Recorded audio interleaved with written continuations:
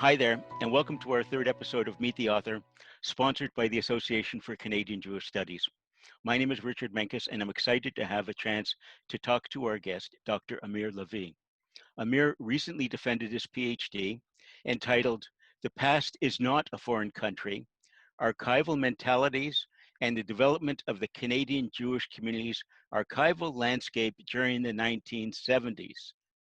That's a long title there, by the way, Amir. I'm afraid we've run out of time. Uh, Before I do a proper introduction of Amir and our guest interviewer, Professor Wendy Duff, first let me tell you a few words about our organization. The Association for Canadian Jewish Studies is the only organization dedicated to the interdisciplinary study of the Canadian Jewish experience. We publish the annual journal Canadian Jewish Studies, Études Juives Canadiennes, a newsletter twice a year, and hold an annual conference. But because of COVID, we canceled our last conference and decided to inaugurate a series of online events. In addition to Meet the Author events, we have hosted a session on hate online and will soon be launching our series of field trips to archives holding materials on the Canadian Jewish experience. Please subscribe to our YouTube channel to check out what we've done and to find out about upcoming events. After the interview, you'll find a link to the association's webpage, and we strongly encourage you to join and help fulfill our mandate of deepening and understanding the Canadian Jewish experience. So now, it's my pleasure to welcome our guest author, Amir Lavie. Amir has recently obtained his PhD from the University of Toronto's Faculty of Information and Anne Tannenbaum Center for Jewish Studies. His academic background and interests focus on the many intersections of archives and libraries, Jewish memory and historiography, and on various information, media, and communication technologies. He is currently working as an archivist at the Archives of Ontario. Welcome to the show, Amir. Yeah, thank you very much, Richard. Nice to be here.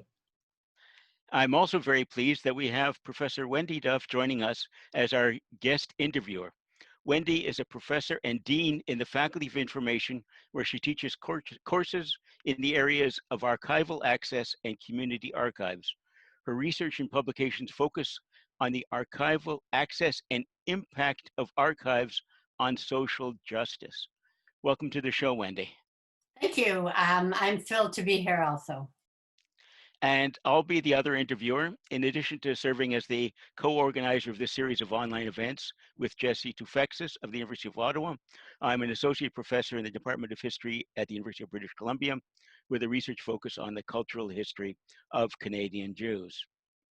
So, past the preliminaries, Amir, tell me a bit about yourself, where you're from, your educational background, and really how you arrived at this fascinating subject. Yeah, sure. So I recently, well, it was last August actually, I've received the PhD from the Faculty of Information at U of T. Before that, my undergraduate and graduate I've done at Israel. I've done History and Communications at the Hebrew University and an MA in Jewish History at Tel Aviv. And my MA research was dedicated to medieval, early modern Jewish historiography. And I was always very much interested in these intersections of history with memory, with representations of the past, with ways of communicating the past rather than just, let's say, the dates or what happened. And I think that kind of opened the road to my interest in archives later on. But I would also say that the final push towards this topic came from your article, Richard. I think it was in 2014 when you wrote an article about the Canadian Jewish archives, and reading this article kind of convinced me that this is a topic that is worth spending a good few years trying to explore, and provided me with I would say, the general framework for my dissertation. That's the road I had towards it. Yeah, and we should make it clear, I didn't pay you anything to make that to make those remarks. All right. I've done my bit to start. Wendy, please take it over. Looking forward to hearing your questions. Great, great. Amir, actually, I remember when you, after a number of years of wondering how you were going to approach this topic, you came in and said, I have the answer, and you had Richard's article in your hand. But what I want to start with is, you know, besides that long title, that the country, that our past being this foreign country, but you also come up with this concept of archival mentalities, which many people won't realize is actually was a new concept that you came up to explain what you found. So I thought maybe you could describe for the audience what exactly are archival mentalities as the way you used it in your dissertation. Maybe I'll take a step backwards and kind of provide a bit of a bigger context and then get to the archival mentalities. Sure. So yeah, so what I wanted to do was to kind of provide an historical account of the creation and growth of independent archival infrastructure of Canadian Jews. So this led me in two kind of different paths or different research questions that I followed. So the first one would be, let's call it like the social history. So why the 1970s? Why for a long time there was Jewish presence in Canada, yet outside of a short period during the 1930s, there wasn't really any kind of like an archival infrastructure. So what happened in the 1970s? Where did this motivation, energy it came from? How was it tied to other kind of like changes that were taking place, both within the community and in Canada in general? So that was one path that I followed, and maybe we'll have time to get to that later on. And then the second path was not just like why archive, but also what kind of archives, and that's where like the archival mentalities concept I think comes into play, because what I found or what I've noticed once I kind of started looking into this topic, that we had three main community, or the three large communities of Canadian Jewry, the Montreal, the Toronto, and Winnipeg. I'm talking back in the 1970s. Each one of them developed their own archival program, again, more or less at the same time. But in each city, this archival program took a different kind of formation. So a different kind of mandates, different working methods, different relationship with state archives. So in each city, something different happened. And I was curious to find out, again, what elements, why in Winnipeg, the local community welcomed working together with the Archives of Manitoba and cooperating with the Public Archives of Canada, and why in Toronto and Montreal there was very strict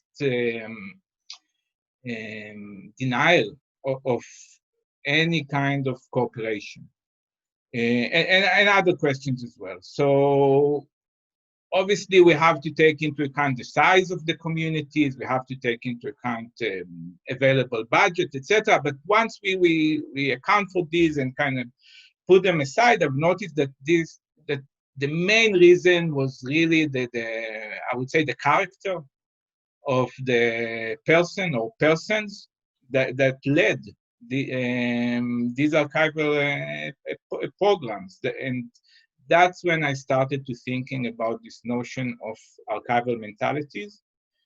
And the way I define it is the ways in which pre-existing personal, ideological, and cultural backgrounds are reflected in archival related ideas and actions. Okay, so both ideas and actions, these not necessarily have to be manifested.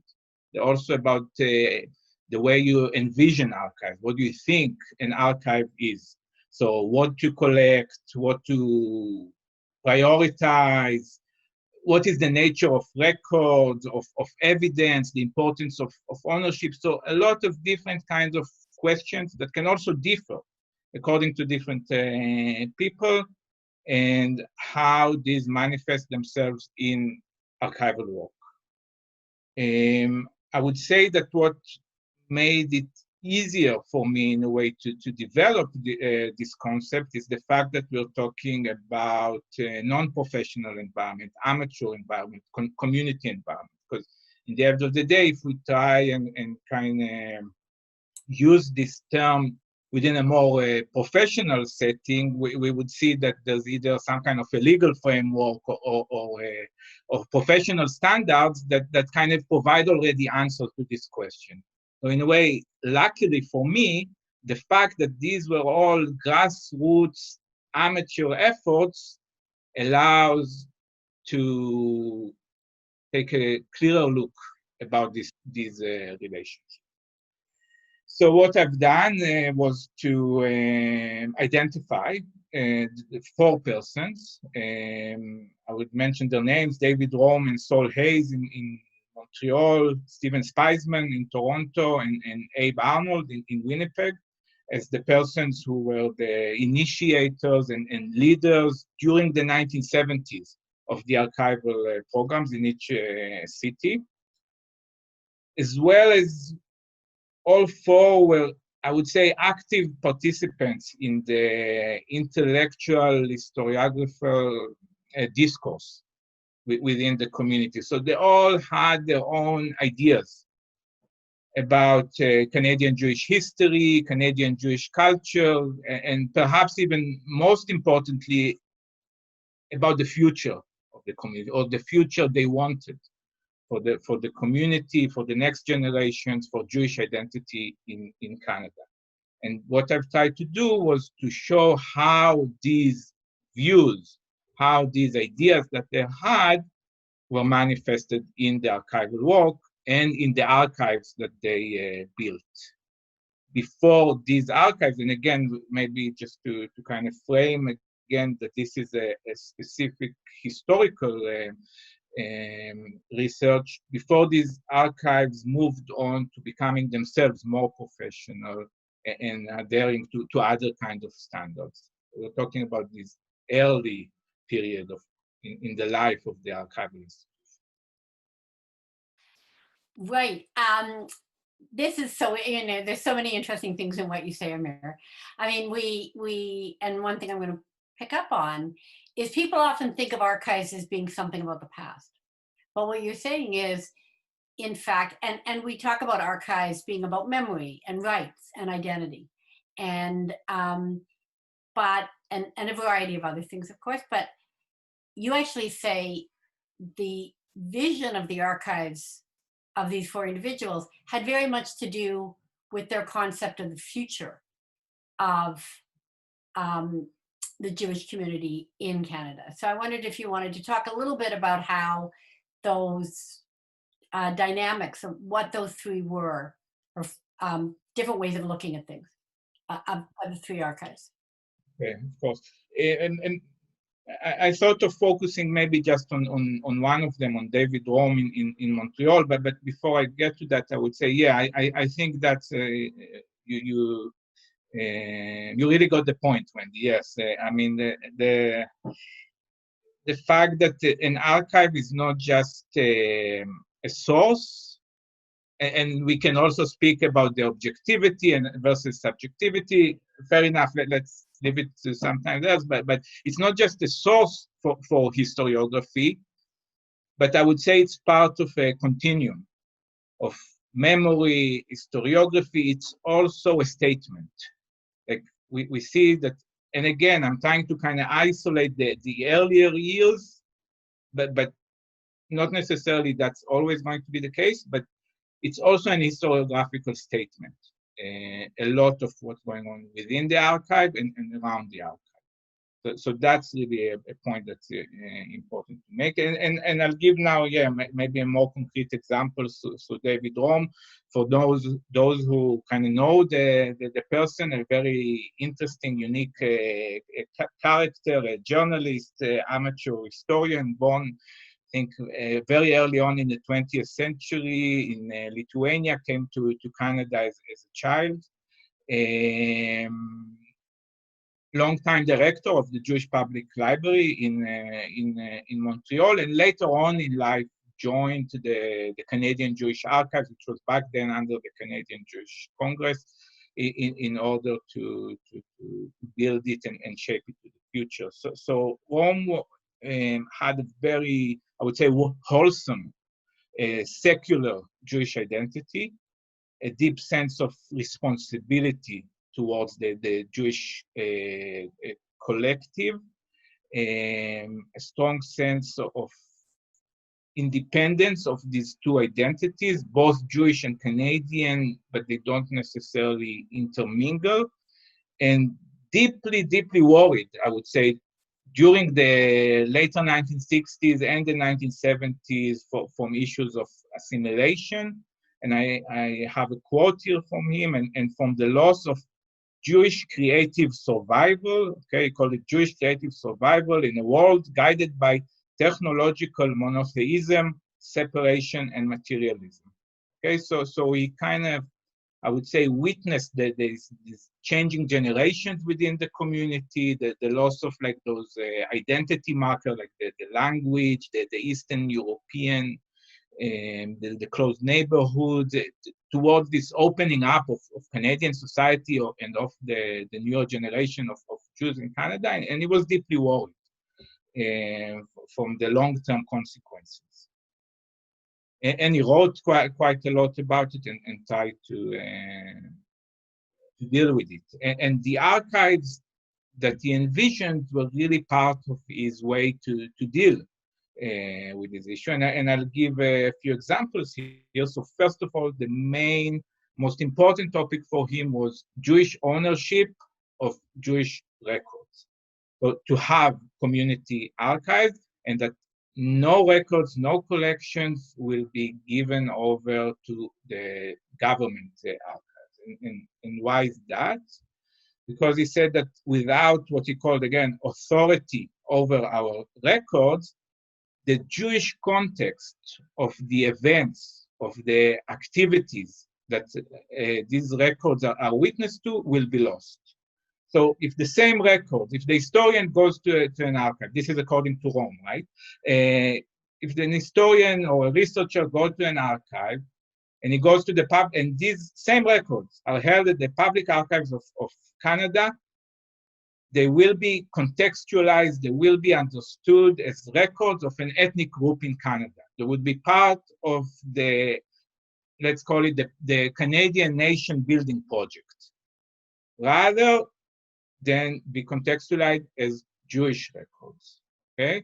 And therefore that was the main issue for him, and he fought relentlessly against any kind of collection, important or non-important, making its way outside of the community. So the archival repository, the place of the first encounter for historians, for researchers with the records, also, again, according to Rome, provided the context to these records. And so the ownership was the first crucial step to support any kind of understanding that there is such a thing as Canadian Jewish history, and that is an independent kind of history. And again, we have to kind of think back of the 1970s.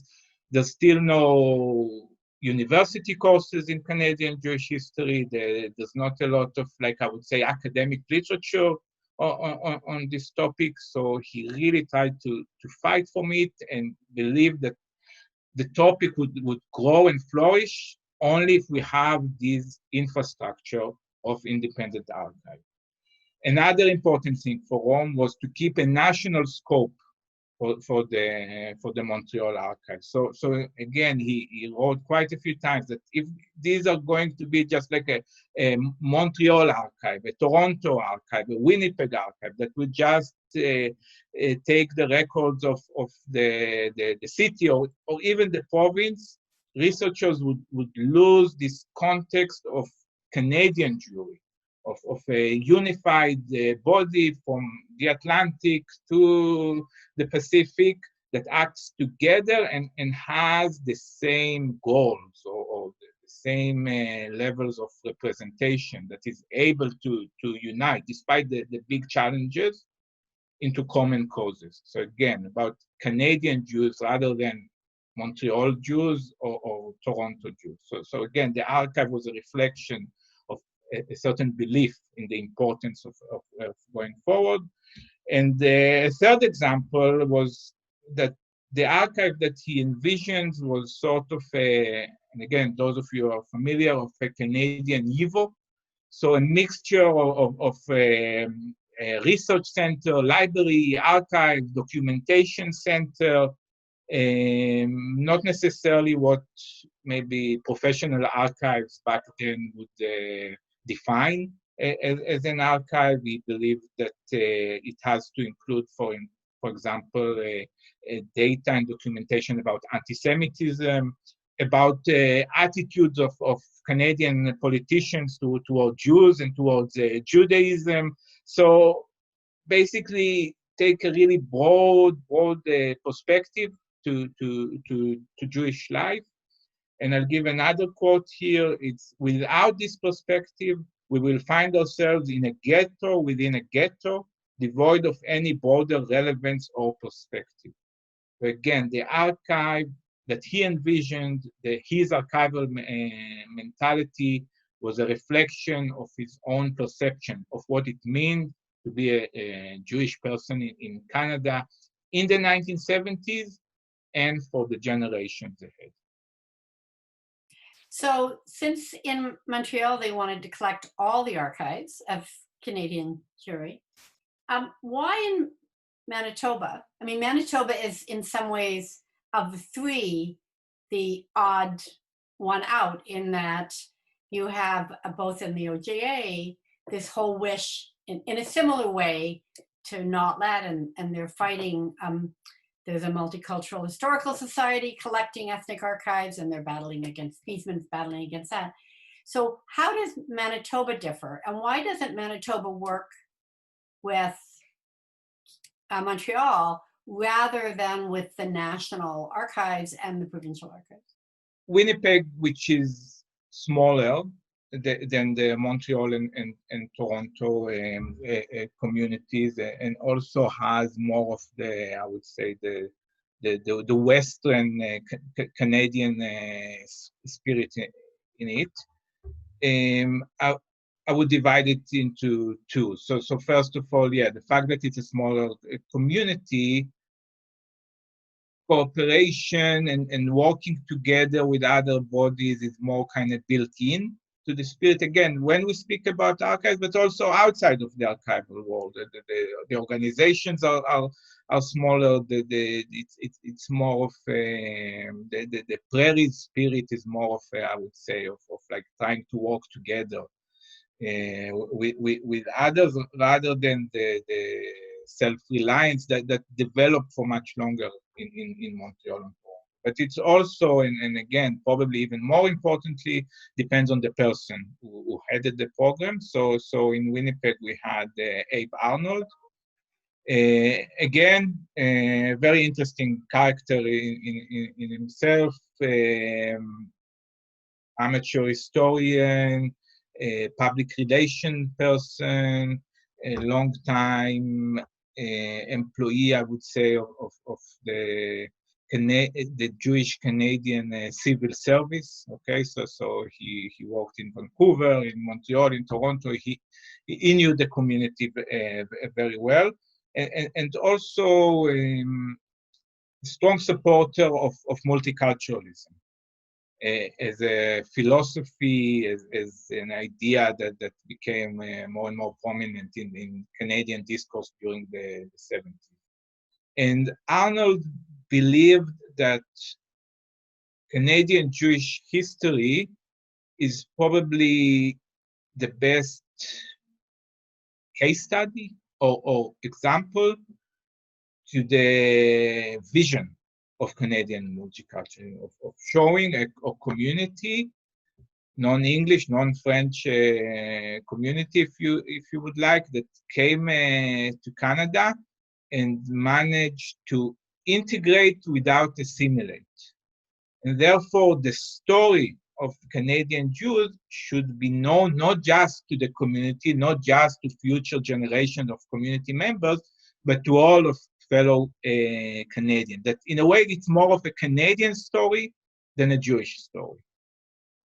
And therefore, he strongly supported the cooperation both with the Archives of Manitoba and the Public Archives of Canada. And therefore, when you go today to the Archives of Manitoba, you would find Arnold's own records are kept there, and you find most of I think it was microfilm that at what's now LAC, you will find the records of the historical the Western Canadian Historical Society, of a lot of the agricultural colonies, the Jewish agricultural colonies in Manitoba and Saskatchewan. So for him, this notion of cooperating and of, in a way, influencing the formal archives from the inside was much more important than this notion of ownership and of independence that dominated the Montreal and Toronto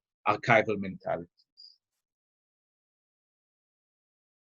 So I'm interested, you know, in each of these cases, as you were doing your historical research into the history, you were using the current archives. So you were into the OJA, you were into the Jewish Historical Society of Western Canada, you were at LAC, you were and in Montreal. So in what way do you think those archives are different today because of their origins? Or are they in fact very similar? And did that archival mentality that formed them, is it there reflected in anything other than the records? Or is the story only in the records and has the Canadian sort of professionalization that is certainly very prevalent in the OJA, I believe. 50 years later, what are the remnants that are still obvious, if anything, from those earlier differences in the mentalities of the people that formed them? No, it's a great question, Wendy, and I'm not sure I have a straight answer.